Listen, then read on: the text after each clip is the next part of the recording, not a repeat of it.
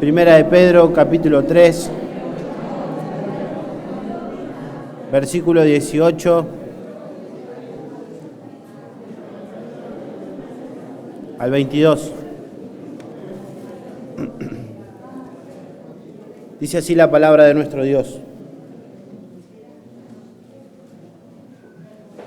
Porque también Cristo padeció una sola vez por los pecados, el justo por los injustos, para llevarnos a Dios, siendo a la verdad muerto en la carne, pero vivificado en espíritu, en el cual también fue y predicó a los espíritus encarcelados, los que en otro tiempo desobedecieron, cuando una vez esperaban la paciencia de Dios en los días de Noé, mientras se preparaba el arca, en las cuales pocas personas, es decir, 8, fueron salvadas por agua. El bautismo que corresponde a esto ahora nos salva, no quitando la inmundicia de la carne, sino con la aspiración de una buena conciencia hacia Dios, por la resurrección de Jesucristo, quien habiendo subido al cielo, está a la diestra de Dios, y a Él están sujetos ángeles, autoridades y potestades. Oramos. Padre, gracias te damos por este tiempo.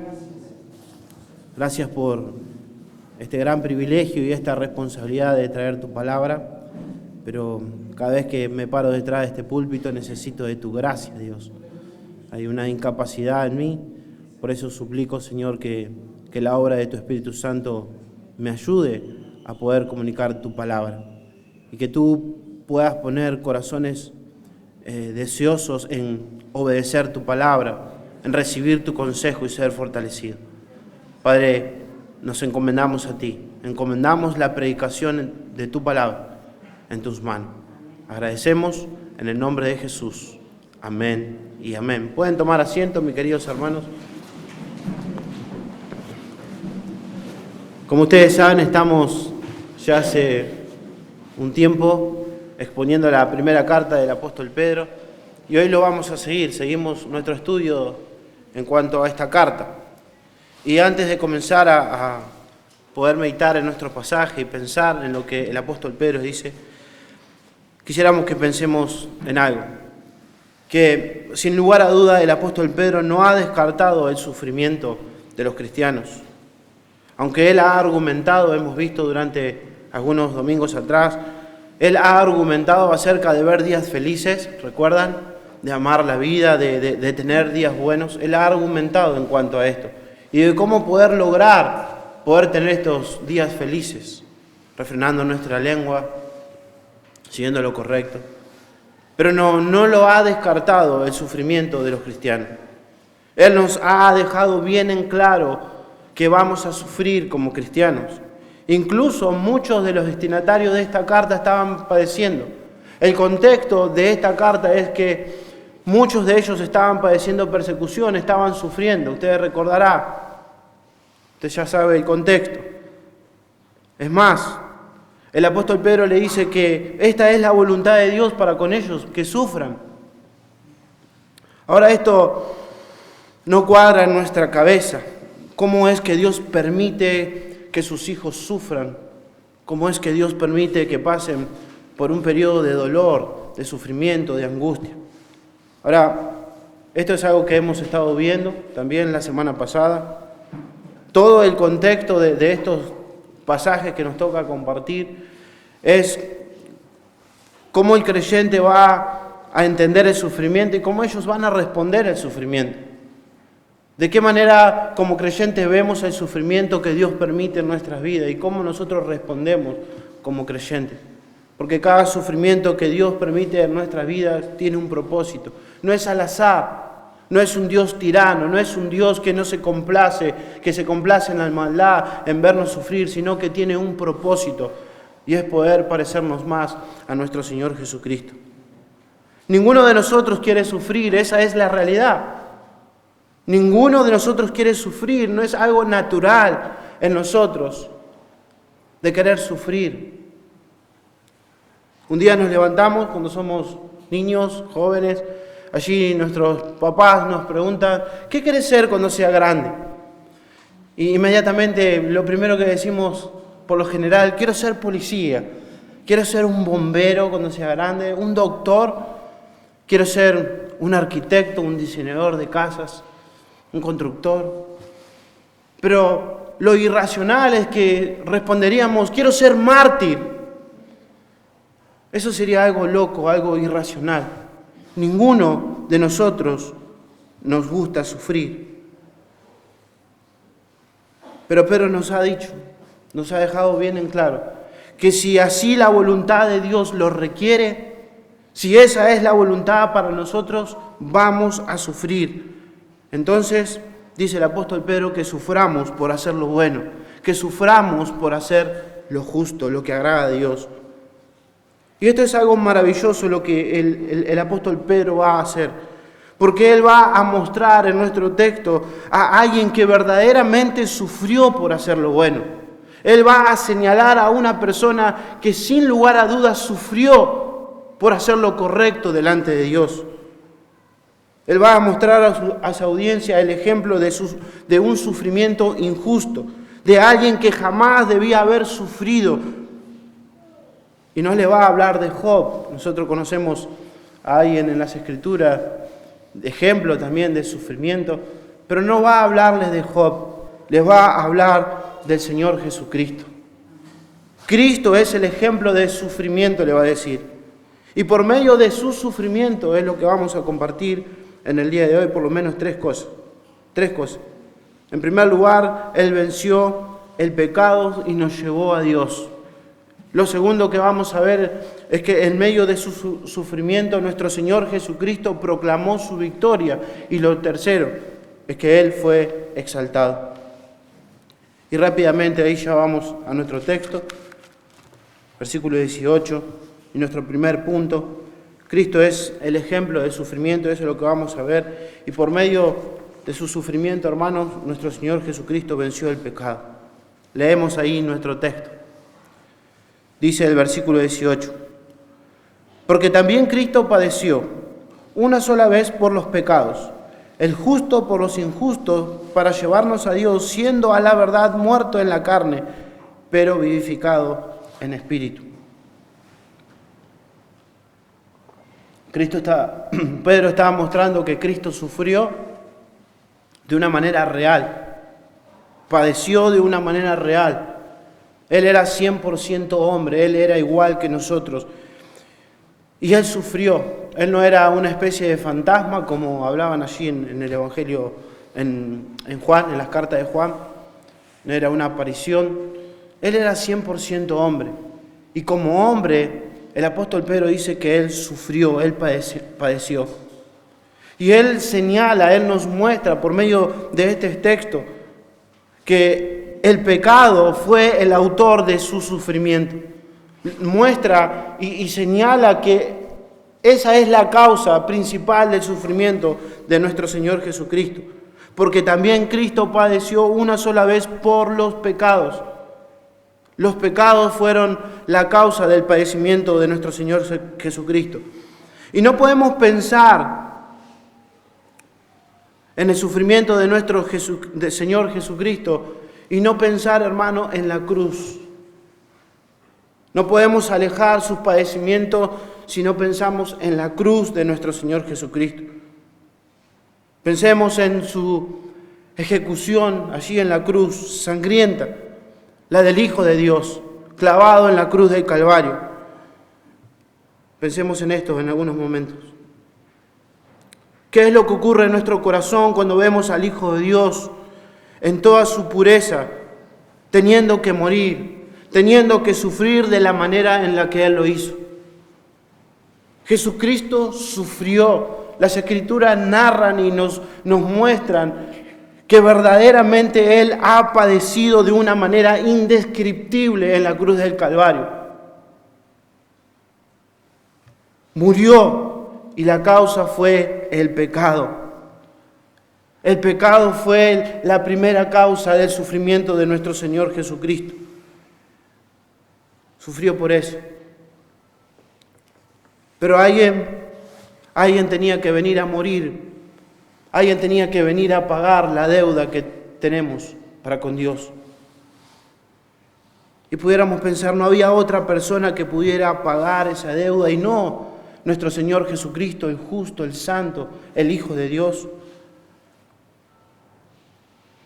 No había otra persona que pudiera osar morir por viles pecadores, y no Él. No existe otra persona que pudiera ocupar ese lugar. Él fue el único calificado para morir por los pecados de las personas. Como señala Juan el Bautista, y lo apunta allí en Marcos, dice: he aquí el Cordero de Dios, he aquí el Cordero de Dios que quita el pecado del mundo. No había otra persona, solamente Él era el único calificado para perdonar nuestros pecados, para venir a pagar nuestra deuda. Me gustaría que me pueda acompañar, tenemos 2 textos para mirar. Ahí en Romanos capítulo 6, versículo 10.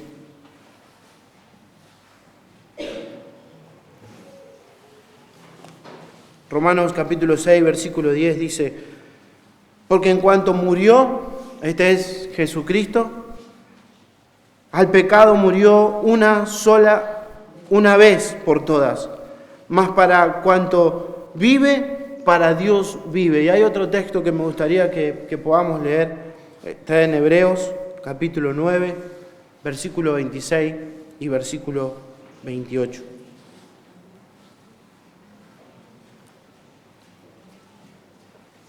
Dice así, esto es en el contexto de los sacrificios. El autor de los Hebreos nos dice que los sacrificios no eran suficientes para quitar el pecado, y él presenta a Cristo como el sacrificio perfecto que limpia el pecado de una vez y para siempre. Dice así el versículo 26: de otra manera, le hubiera sido necesario padecer muchas veces desde el principio del mundo, pero ahora, en la consumación de los siglos, se presentó una vez para siempre por el sacrificio de sí mismo para quitar del medio el pecado. Versículo 28 dice: así también Cristo fue ofrecido una sola vez para llevar los pecados de muchos, y aparecerá por segunda vez sin relación con el pecado para salvar a los que le esperan. Y Pedro nos dice, Él fue el único calificado, el que pudo venir y pagar nuestra deuda, y lo hizo una sola vez y para siempre. Hermanos, su sacrificio por el pecado fue suficiente. No se necesitó seguir matando animales como en el Antiguo Testamento, se necesitó a Cristo solamente. Él ha finalizado el pago de los pecados cuando Él muere en la cruz del Calvario. Su sacrificio fue perfecto, su sangre derramada por los pecados fue aceptada delante del Padre. Ahora pensemos en nuestro pecado, o pensemos en general en el pecado. Pensamos en el pecado como algo pequeño, como algo grave, como algo insignificante. Pensemos en lo más pequeño de un pecado. Quizás cuando nos dice nuestro Señor Jesucristo que vamos a tener que dar cuentas delante de Dios por cada palabra ociosa que salga de nuestra boca, de lo que hablemos. Pensemos en un pecado como este.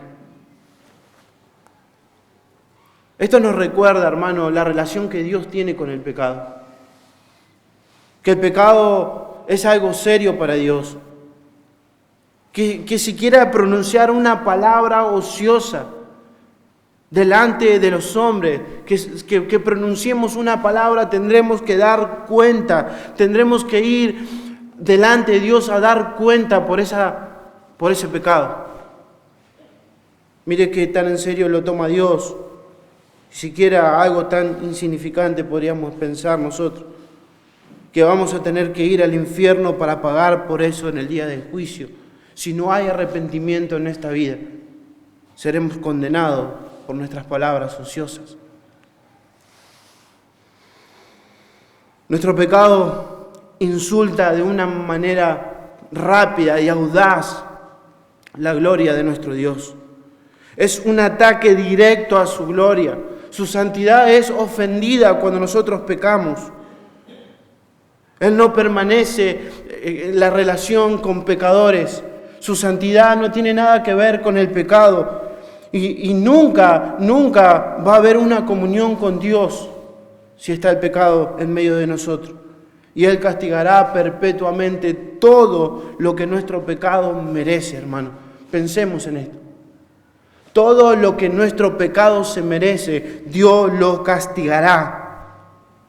Pero Pedro dice a su audiencia, ¿sabes? En otras palabras, aquellos que están sufriendo por hacer lo bueno, aquellos que están luchando con el pecado, que están caminando de una manera que agrada a Dios delante de los hombres, aquellos que han depositado su confianza en la persona de Cristo que ha padecido, recuerden esto, tomen ánimo para sus vidas. Cristo ha pagado sus pecados. En Cristo hemos recibido el perdón de nuestros pecados. Ánimo que ustedes están sufriendo. Él ha pagado nuestra deuda en la cruz del Calvario. Él ha vencido el pecado y se presentó ante Dios como el justo por los injustos. El justo por los injustos. Pensemos, ¿quién es el justo? El justo es nuestro Señor Jesucristo, no tenemos que ahondar tanto. El injusto, toda la humanidad fuera de Él es injusto. Si usted recuerda allí un texto que hemos visto en 1 de Pedro capítulo 2, versículo 22, si nos quedan algunas dudas, me gustaría que lo podamos leer juntos. Si nos queda alguna duda de que verdaderamente nosotros somos los injustos, este texto nos recuerda. Comparado con el Señor, dice el apóstol Pedro, el cual no hizo pecado, ni se halló engaño en su boca, quien cuando le maldecían no respondía con maldición, cuando padecía no amenazaba, sino encomendaba la causa al que juzga justamente. Nuestro Señor Jesucristo es perfecto, es santo, Él es puro, Él es el único que ha existido sobre la faz de la tierra, el único justo que ha existido sobre la faz de la tierra. No hay otro como Él. Solo el justo, nuestro Señor Jesucristo, pudo pagar la deuda de los injustos. Voluntariamente. Ocupó nuestro lugar, pagó nuestra deuda. Voluntariamente lo ha hecho. Él ha pagado nuestros pecados, esos pecados que eran en contra de un Dios santo, y por medio de su sufrimiento y el derramamiento de su sangre, fue lo único aceptado delante de Dios para perdonarnos. El justo por los injustos, tomando nuestro lugar, recibiendo nuestro castigo. Pero no solamente Él ha pagado nuestra deuda, no solamente derramó su sangre inocente, sino que Él lo que hizo es llevarnos a Dios. Nos trajo hacia Dios. Él padeció, Él venció el pecado, tomó nuestro lugar y nos trajo hacia Dios, hacia el Padre. Sigamos leyendo nuestros textos. Porque también Cristo padeció una sola vez por los pecados, el justo por los injustos, para llevarnos a Dios, siendo a la verdad muerto en la carne, pero vivificado en espíritu. El pecado hizo esa separación entre Dios y el hombre. Nuestra comunión fue cortada, nuestras maldades nos alejaron completamente de Dios. Estábamos, como dice Pablo a los Efesios, sin esperanza y sin Dios en este mundo, alejados de Dios, completamente perdidos, caminando hacia nuestro destino, la condenación eterna. Pero Dios no quiso que eso sea así. Dios no quiso que esto sea así. Por eso envió a su Hijo a tomar nuestro lugar. Isaías 59, versículo 2, allí nos relata una implicación grande que tiene el pecado de Israel. Pero es una implicación que se aplica a toda la humanidad, a toda las personas. Dice Isaías 59, versículo 22, pero vuestras iniquidades han hecho divisiones entre vosotros y vuestro Dios, Pero vuestras iniquidades ha hecho división entre vosotros y vuestro Dios, y vuestros pecados han hecho ocultar de vosotros su rostro para no oír. Nuestros pecados se hicieron, pensando como albañil, nuestros pecados hicieron una pared gigante delante de Dios que nos separó de la presencia de Dios, imposibilitándonos acercarnos a Él. Y no solo eso, sino que quitó también el deseo de poder acercarnos a Dios. No hay deseo, no está en nosotros el poder acercarnos a Dios. Nuestro pecado nos alejó completamente de Dios. Pero Cristo, como dice el apóstol Pedro, por medio de su muerte y de su resurrección, nos acercó hacia el Padre, nos trajo hacia el Padre, por medio del derramamiento de su sangre. Dice Peter Davis en su comentario allí en Primera de Pedro, dice: Jesús murió para poder salvarnos del abismo entre Dios y el hombre. Nos tomó de su mano para llevarnos a través del territorio enemigo, dice él, y llegar a la presencia del Padre, en el cual nos llamó de una forma sobrenatural y amorosa. Y esa es pensar en la obra extraordinaria de nuestro Señor Jesucristo. Lo que logró por medio de su sufrimiento, Él ha vencido el pecado, hermano. Su sacrificio fue una sola vez y para siempre. Él ha tomado nuestro lugar. Él fue tratado como un pecador. Él fue hecho maldición. Él murió, pero resucitó. Él ha derramado su sangre en la cruz del Calvario para perdonar nuestros pecados y acercarnos a Dios. Y mira qué grande es su amor, que dice Romanos 5:8, el apóstol Pablo: mas Dios muestra su amor para con nosotros, que siendo aún pecadores, Cristo murió por nosotros. Cristo murió por nosotros. Imagínate cómo pudo haber resonado esto en el corazón de personas que están sufriendo persecución, que están sufriendo por hacer lo correcto delante de Dios. Cristo pagó mi deuda. Cristo me trajo hacia Dios. Ánimo, ánimo, confianza, esperanza en Dios. Todo lo que pasemos en este mundo pasará. Aflicción, dolor. Y estas palabras son un ánimo, hermano, para nuestras vidas también en el día de hoy. Cristo es el ejemplo de sufrimiento porque ha vencido el pecado y nos ha llevado hacia Dios. Y lo segundo que hizo después de vencer el pecado, en medio de su sufrimiento, proclamó su victoria. Leemos ahí versículos 19 y 20. En el cual también fue y predicó a los espíritus encarcelados, los que en otro tiempo desobedecieron cuando una vez esperaban la paciencia de Dios en los días de Noé, mientras se preparaba el arca, en la cual pocas personas, es decir, ocho fueron salvadas por agua. Y les ruego que puedan tenerme paciencia. Quiero ser lo más sencillo y más claro en este pasaje. Es un texto difícil, pero poder ver cómo nuestro Señor Jesucristo proclama su victoria. Pero me gustaría detenernos en algunas palabras de este texto.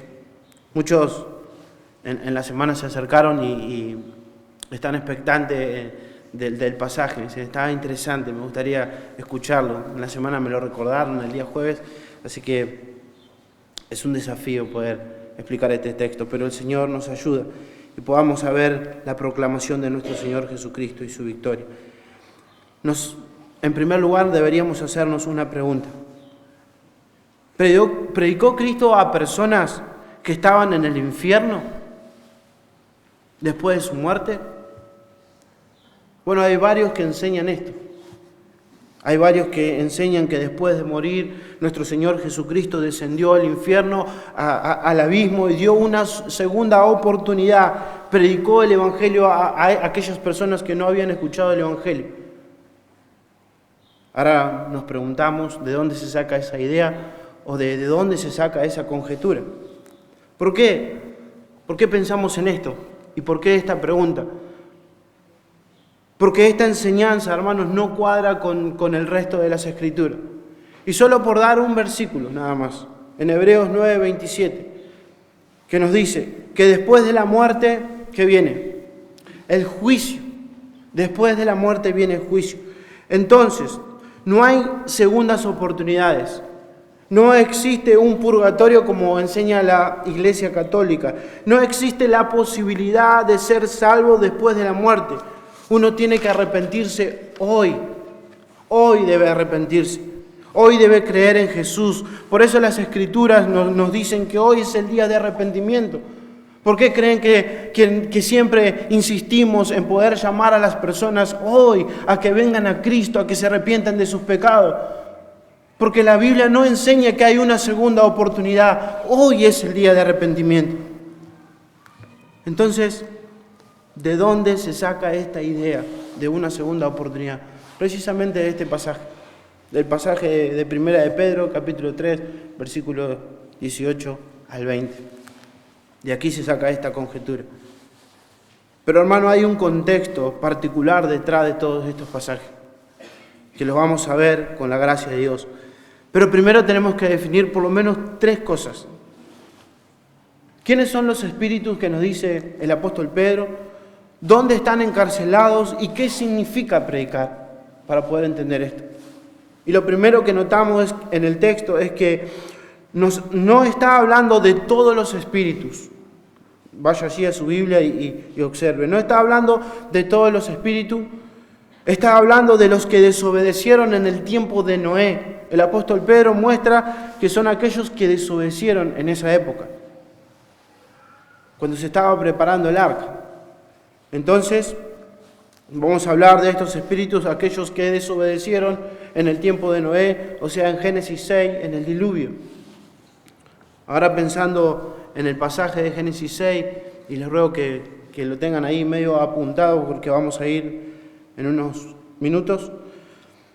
Pensando en ese pasaje, ¿quiénes son las personas que desobedecieron? Si seguimos este argumento de que hay una segunda oportunidad para poder arrepentirse después de la muerte, ¿quiénes son las personas que desobedecieron en el tiempo de Noé? ¿Y por qué fueron encarceladas en un lugar específico? ¿Y qué pasa con las otras personas que murieron y que desobedecieron, quizás pensando en el tiempo de Abraham, en el tiempo de Noé, de David? ¿Qué pasa con ellos? Y acá viene lo interesante, mis queridos hermanos. Es que cuando Pedro nos habla de espíritus, nos está hablando ahí en nuestro texto en plural. Y cuando la palabra es en plural, en espíritu, el 90% de las veces se refiere a seres angelicales y no a humanos.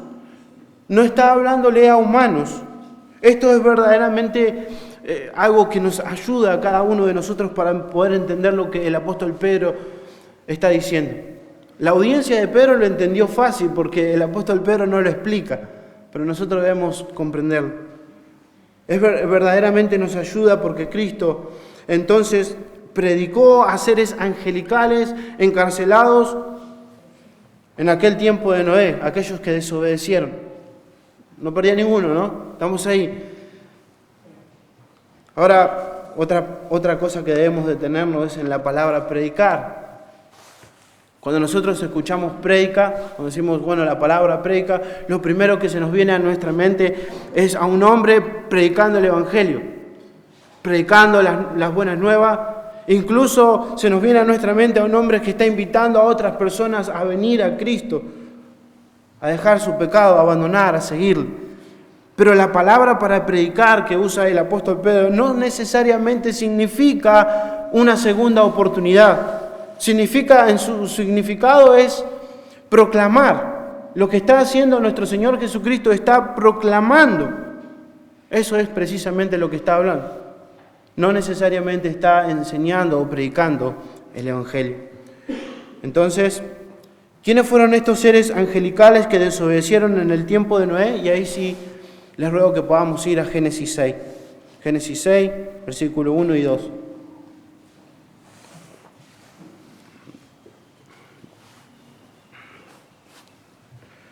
Aconteció que cuando comenzaron los hombres a multiplicarse sobre la faz de la tierra y les nacieron hijas, que viendo los hijos de Dios que las hijas de los hombres eran hermosas, tomaron para sí mujeres, escogiendo entre todas.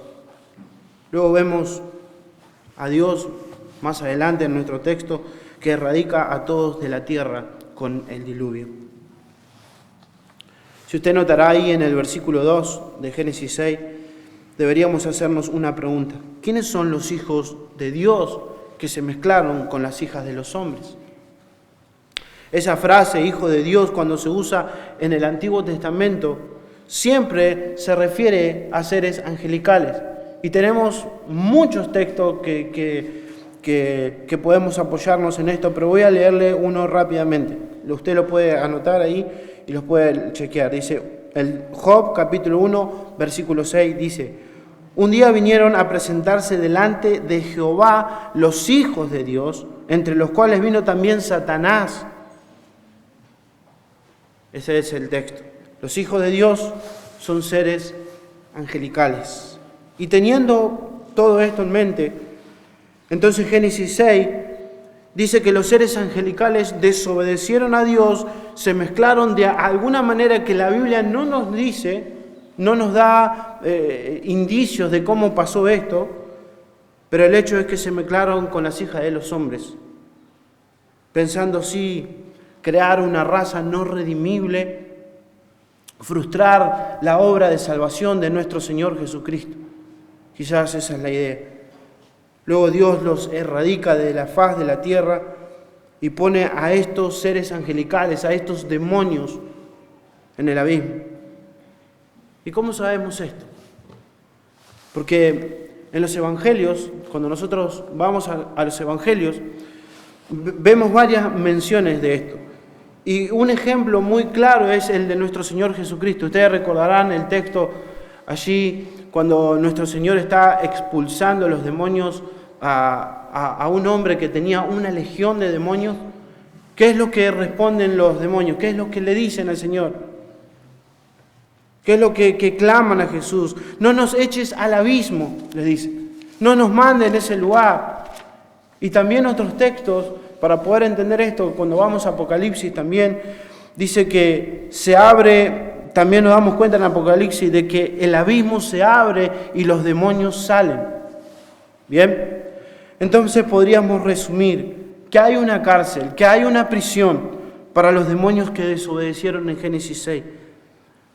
Otro pasaje que ilustra muy bien lo que el apóstol Pedro está diciendo es el mismo Pedro en el capítulo 2, versículo 4 de la segunda carta del apóstol Pedro, dice así: porque si Dios no perdonó a los ángeles que pecaron, sino que arrojándolos al infierno los entregó a prisiones de oscuridad para ser reservados al juicio.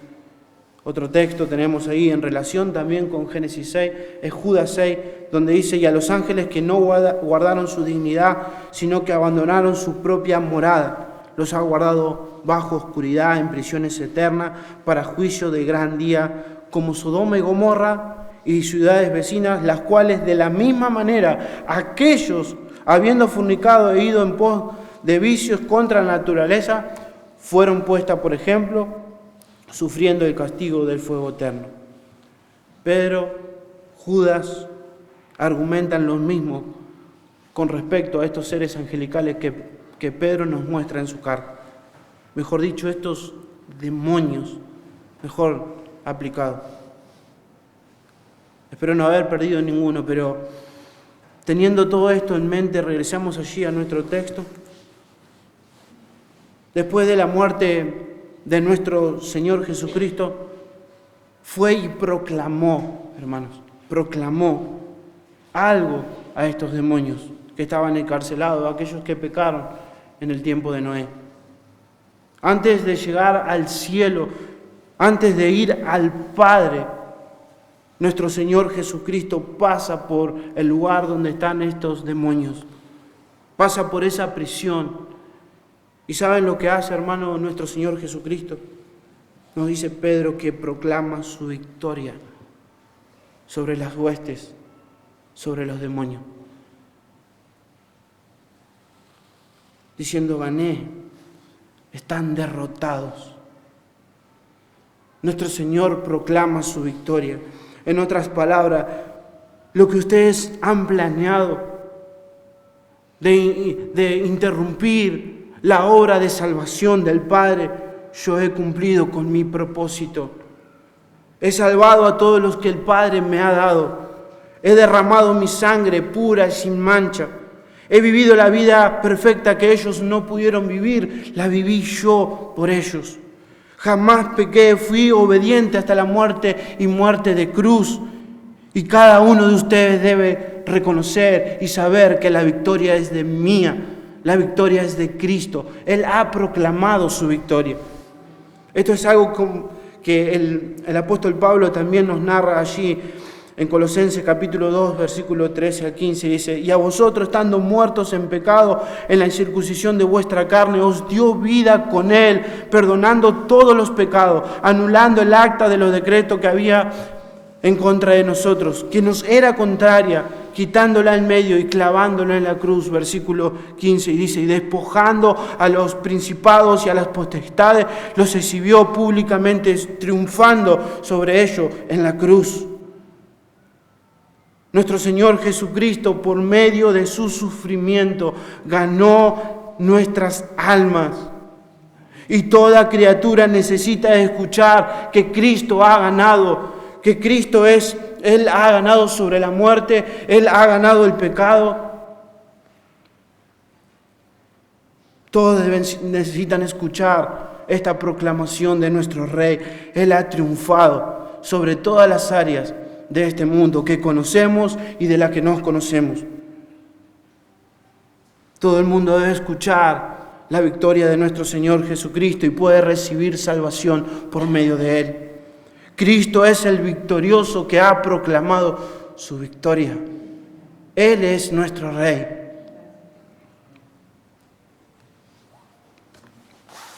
Nos sigue diciendo nuestro texto en el versículo 21.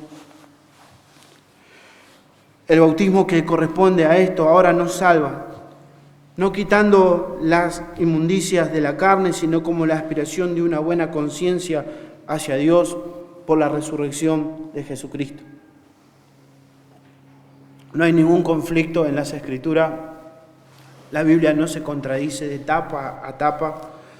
Entendemos que la obra de salvación es solo por gracia y mediante la fe en la persona de nuestro Señor Jesucristo, como nos dice Efesios capítulo 2, versículo 8, que por gracia sois salvos por medio de la fe, y esto no es de vosotros, sino que es un don de Dios, no es por obra. Entendemos que la salvación es una obra de Dios. Entonces, ¿por qué el apóstol Pedro en medio de su argumento dice que el bautismo nos salva? Mire lo que dice Wayne Grudem, dice, el bautismo, él hace una paráfrasis de lo que dice el apóstol Pedro. El bautismo ahora los salva. No la ceremonia externa, física del bautismo, sino la realidad espiritual que el bautismo representa. Y esta es la idea del texto que hace el apóstol Pedro en medio de su argumento. La ceremonia no nos salva. El acto de ser bautizado no nos salva. Lo que salva es que lo que Cristo hizo en la cruz del Calvario, su obra perfecta, eso es lo que nos salva. Cuando se levantó de entre los muertos, cuando venció el pecado, cuando venció la muerte, eso, el confiar en eso es lo que nos salva. El agua no puede quitar las inmundicias de nuestra carne, es decir, el pecado. Pero Cristo sí, porque Él ha venido, Él ha vencido el pecado y nos ha llevado hacia Dios y ha proclamado su victoria. Terminando, vamos a ir rápidamente a nuestro último punto. La exaltación de nuestro Señor Jesucristo. Fue exaltado, versículo 22. Quien habiendo subido al cielo está a la diestra de Dios. Quien habiendo subido al cielo está a la diestra de Dios y están sujetos ángeles. autoridades y potestades, nos dice nuestro texto. El apóstol Pedro cierra con su ascensión a la diestra del Padre en su argumento. Jesucristo ascendiendo hacia el Padre. Esta es la imagen final de la victoria de nuestro Señor Jesucristo.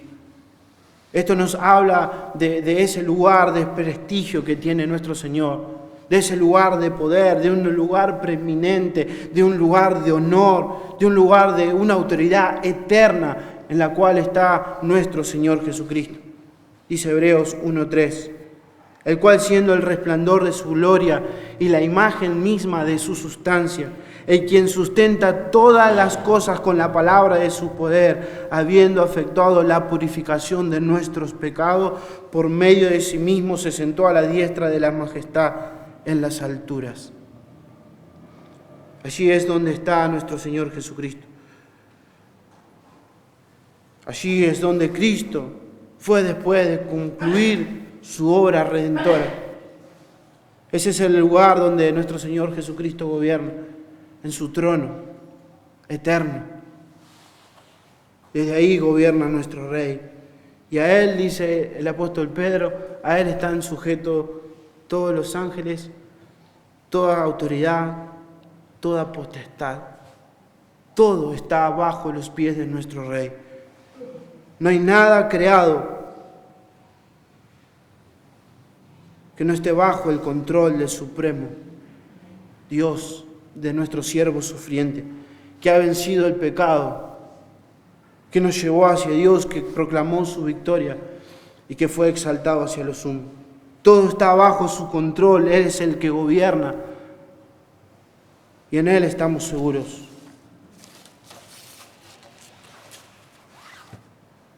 Hermanos, debemos entender que mientras estemos en nuestro cuerpo mortal, tendremos nuestra porción de enfermedades, de dolor, de sufrimiento, de muerte, de disgusto. Tendremos nuestra porción tarde o temprano, la neguemos o no, esa es nuestra realidad. El glorioso y eterno Jesucristo, nuestro Rey, tuvo que sufrir lo que hemos visto, tuvo que sufrir de una manera injusta. Él nunca mereció sufrir. Y nos ha dejado ejemplos, nos dijo el apóstol Pedro en versículos anteriores, para que nosotros sigamos sus pisadas. Él nunca se quejó, jamás. Cuando Él sufría, jamás se quejó. Jamás emitió una palabra de descontento delante de su Padre. Él fue obediente hasta la muerte y muerte de cruz.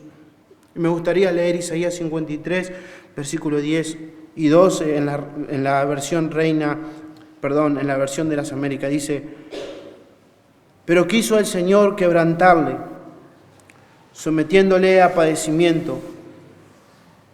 Cuando Él se entregue a sí mismo como ofrenda de expiación, verá su descendencia, prolongará sus días, y la voluntad del Señor en su mano prosperará.